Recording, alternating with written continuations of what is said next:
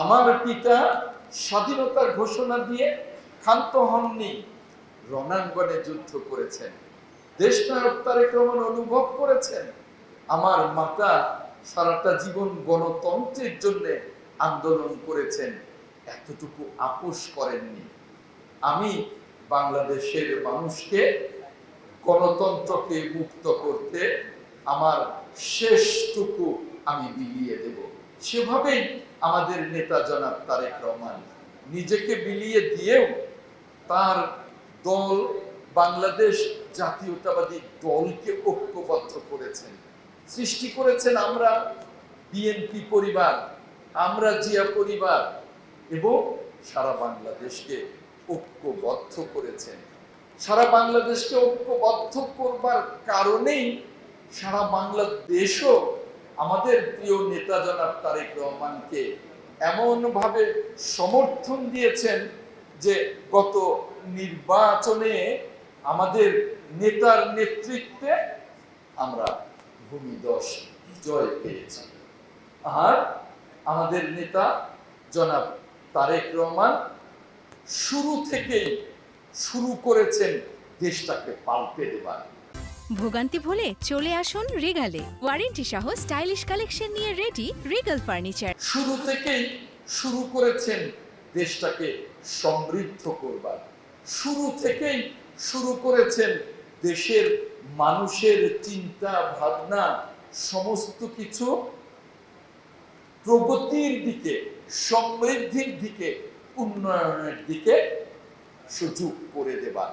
আর সেজন্যই আজকে এই জনাব তারেক রহমানের নেতৃত্বে আমরা যারা সহকর্মী সরকারে আছি এবং যারা সহকর্মী সরকারের বাইরে আছি, আমরা সকলে নিরন্তর চেষ্টা করছি যে ফ্যাসিবাদের ছোবলে ক্ষত বিক্ষত বাংলাদেশকে পুনর্নির্মাণ করবার জন্য।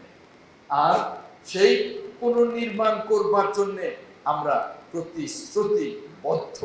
আর সেজন্যই আমরা চাই এই যে 17 বছরের আন্দোলন, যার পরিণতি জুলাইয়ের সফল গণ অভ্যুত্থান, সেই জুলাইয়ের সফল গণ অভ্যুত্থানের চেতনা নিয়ে আমরা আমাদের মাননীয় প্রধানমন্ত্রী জনাব তারেক রহমানের নেতৃত্বে এই বাংলাদেশটাকে নির্মাণ করব গণতন্ত্রের ভিত্তিতে, সমৃদ্ধির ভিত্তিতে।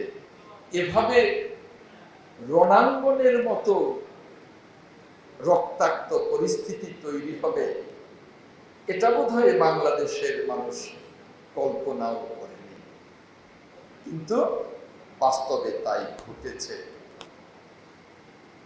আর সেই চিত্রগুলো 17 বছরের সেই চিত্র, সেই নৃশংস দৃশ্য, সেই গুলি, সেই অত্যাচার, সেই হামলা, সেই মামলা, মধ্যযুগীয় কায়দায় সেই নির্যাতনকে চিত্রিত করেছে আমরা জিয়া পরিবার, আতিকুর রহমানের নেতৃত্বে বাবুল তালুকদার। আমরা আজকে সেই প্রদর্শনী দেখতে এসেছি। শুধু দেখতে আসিনি, এই প্রদর্শনী দেখব আর একটা একটা করে ফ্যাসিবাদের যে ক্ষত, ফ্যাসিবাদের যে নৃশংসতা, সেটি অনুভব করব। শুধু অনুভবই করব না, বাংলাদেশে এই মুক্তিযুদ্ধের বাংলাদেশে আর যেন কোনোদিন এই ধরনের ফ্যাসিবাদ বাংলাদেশকে সুবল মারতে না পারে, তার জন্যে আমরা প্রতিজ্ঞাবদ্ধ হব।